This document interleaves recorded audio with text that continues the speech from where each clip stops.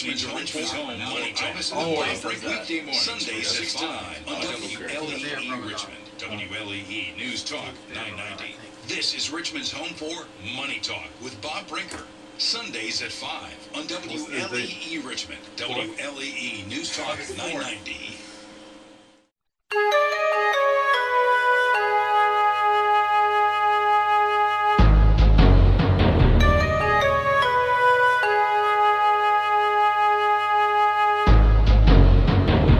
WLEE News Talk 990. You are listening to the Community Radio Show.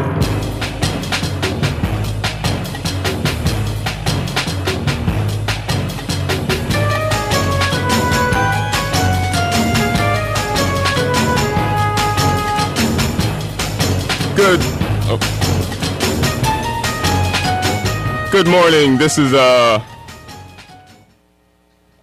we're not in. Good morning. This is the Community Radio Show.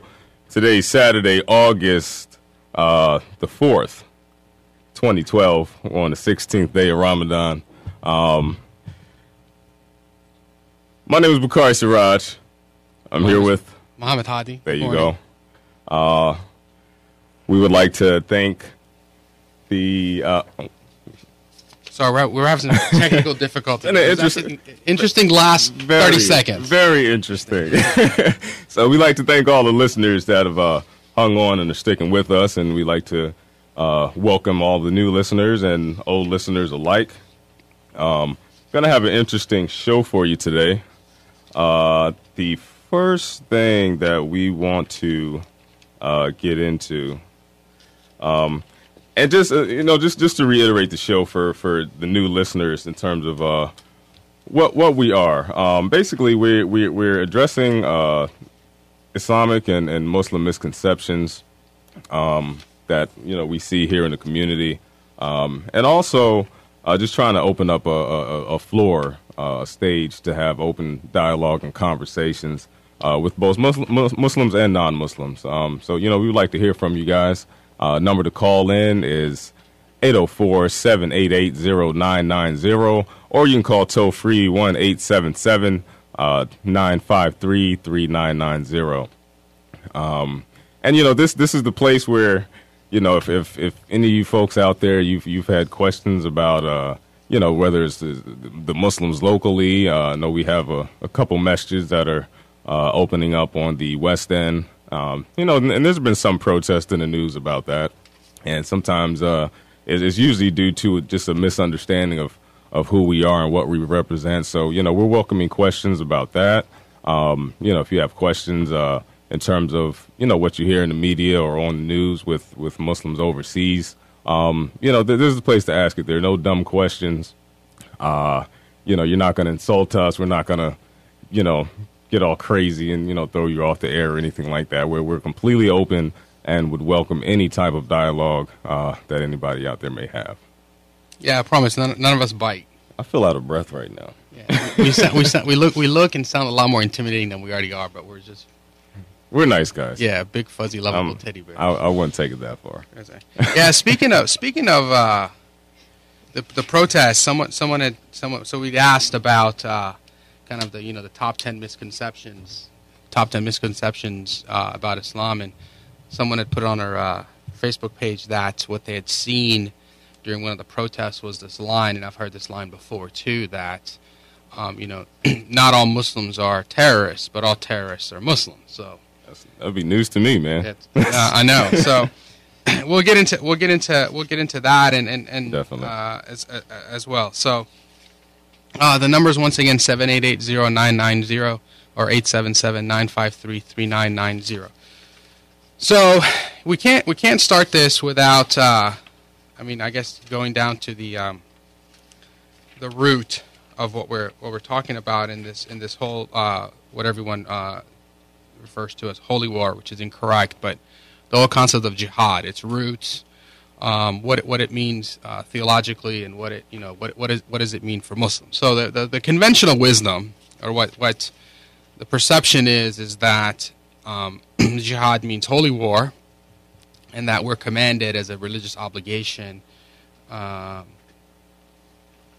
to fight the infidels. So that's basically, and I'm kind of maybe a little bit oversimplifying, but that's basically what it is. But I think before we can get into that, I think we have to kind of go to the starting point of the Creator. And another misconception that we had seen and heard about that I get all the time is this notion that somehow Muslims worship a different entity because we refer to that entity as Allah. And so we'll just get into that. And so the term Allah is just the Arabic word for the God. So if you are an Arab Christian, if you read the Bible, you are referring to God as Allah. That's in the Arab Christians. The only terms they have for they also use the term Allah. So obviously it cannot be a different deity. In Aramaic, which is in the old biblical language, the language of the Assyrian Christians refer to Allah as Ilaha, E-L-A-H-A. And so you can see here that it's not, it's just a different terminology as well. And you have mainstream biblical translations in multiple languages, particularly for Indonesian and Malaysian Christians that use Allah as a translation of Hebrew for Elohim.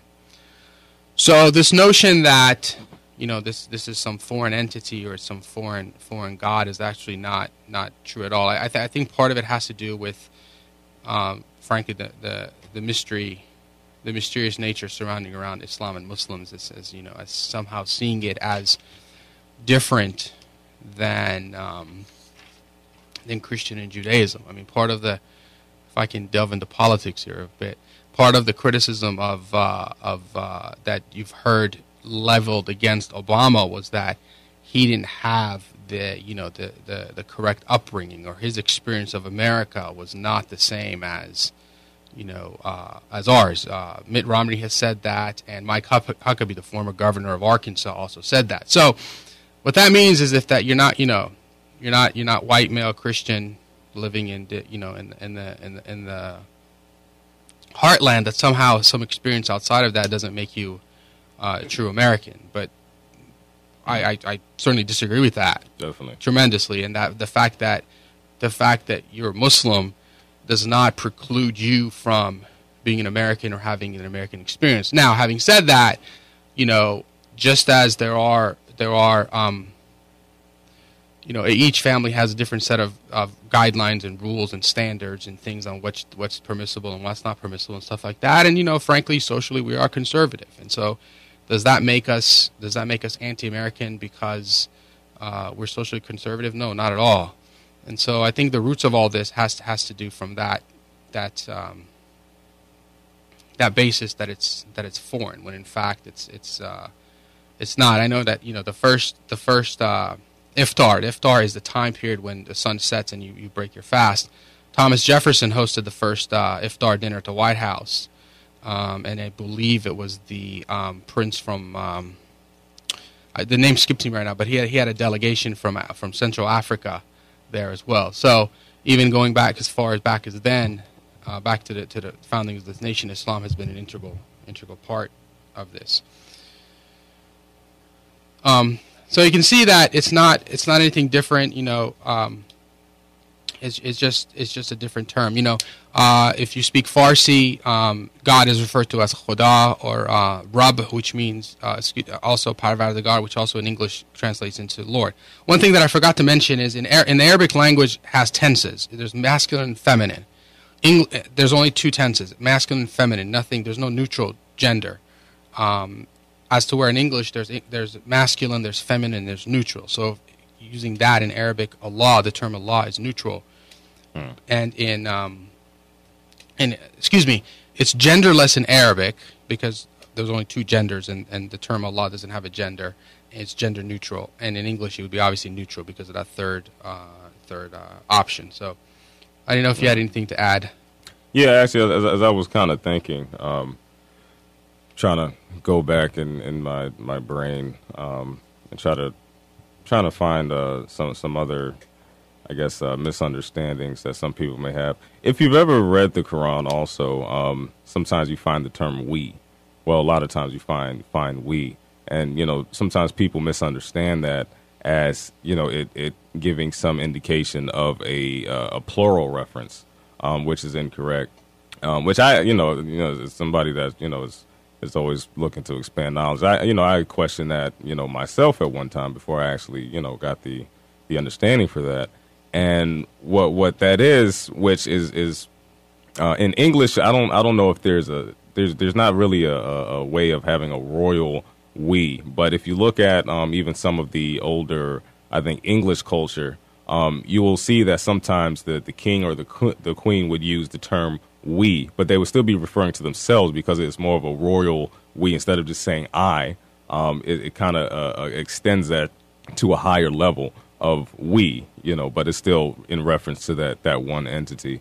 So that's a little bit more understanding on that. And also, I use the royal we sometimes too to refer to myself because no comment. We arrived early today, unlike some people. Oh, it's okay. Look, I tell you when I'm gonna arrive, man. I get here when I need to get here. And not a second sooner. Not a second sooner, believe that. So I think that was probably the main one. But no, you're absolutely correct. In Old English, if you read even the Bible that's in the not the new King James version, but the older version that's written in more classical English, the reference is we, and it is the royal we. Right.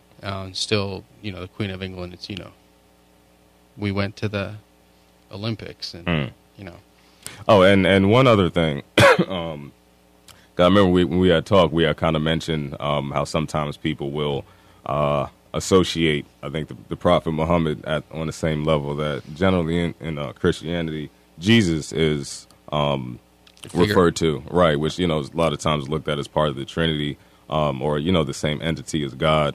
And that's not the case at all in Islam. Muhammad is a prophet and a messenger, but he was a person and had no ties to God or Allah, in our case. And he didn't have a divinical nature. Right, he didn't have a yeah, that's a good way of putting it. Right, and so in the context of, you'll be talking to, I've been speaking to, different organizations or stuff, and they'll say something about like, well, if you want to have a prayer and, I pray to Jesus and you want to pray to Muhammad, and it's like, well, that's not correct. Yeah, it's like, hold on, hit the pause button, rewind that a little bit, because it doesn't have the same. It's not the same comparison here. Now, obviously, the recognition of Jesus as a prophet exists within Islam, but the divinical nature of Jesus is not part of Islamic belief. Right. And I was listening to a lecture, and the man put it in a pretty good way, which an imam is, I guess would be the level of a priest, preacher. And the way that he put it was, whoever created me, that's who I call God or Allah. So if you have a prophet is not going to create, a person, especially, if the prophet came after the time of the people. Apparently there had to be some creation before that prophet arrived, so who was responsible for that? And of course, coming from a religious background where, we're talking about God. So whoever God is, that is who we call Allah. And also in the Quran, you find that there are other attributes, which, in Islam, Allah has 99 names, which are attributes of Allah. So if you ever read the Quran, you will see other names, Ar-Rahman, Ar-Rahim, that give attribute to who Allah is in terms of his power, in terms of his knowledge, in terms of his mercifulness, his forgiveness. But this all still refers to that one all-powering entity, which has no partners, no associates, no children, no wives, because he has no need for that. He doesn't need sleep, doesn't need eat. It's a total. He is a total divine entity over all of his creation. So, all right, I think we're. I think we covered that good. Yeah, my brain is a little slow right now, but just today it usually is. Yeah. I mean, what's the difference? Thanks. Don't make me start coughing, man. I should Okay, make you stop laughing. I'm a little dry right now. You're talking about the brain or the throat? No, my throat. Oh, okay. Just want to make sure.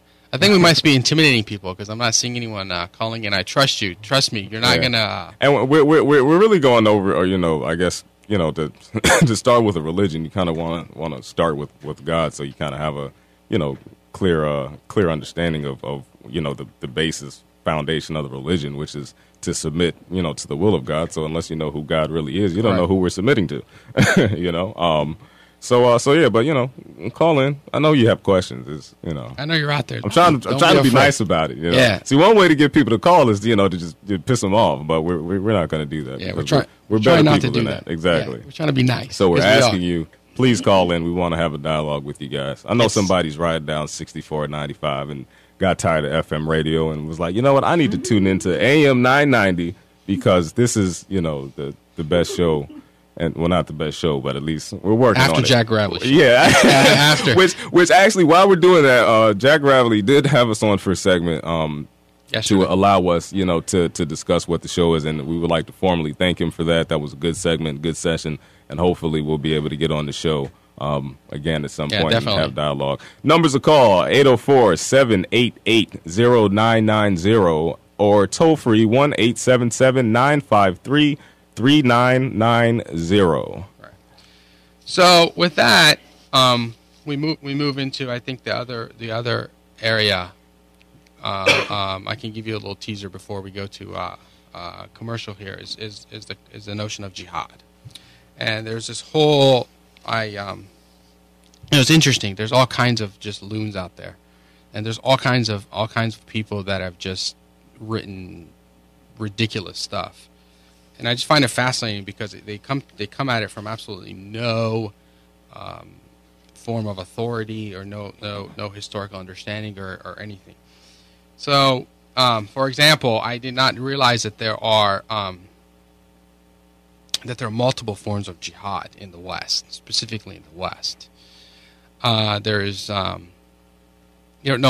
forms, fronts. So there's obviously the military connotation. So we have a military one. There's an immigration jihad. There's a population growth jihad. Yes. That's my favorite. That's kind of crazy. Yeah. There's the intellectual jihad.